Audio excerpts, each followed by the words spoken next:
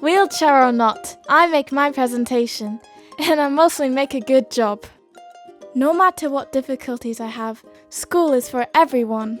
The Luxembourgish education system takes everybody's diversity into account. It tailors the school to the specific needs of the students, just as it did for me. Hearing aid or not, I'm learning to calculate. Specific needs may come in many forms and shapes. What's really important is that no one is left behind. Cane or not, I participate in class. There are many different support measures that enable me to go to school with all my friends, whether it's in primary or secondary school.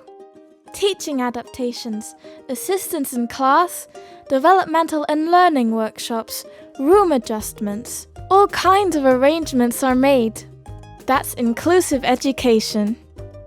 Luxembourg makes inclusive schooling a priority.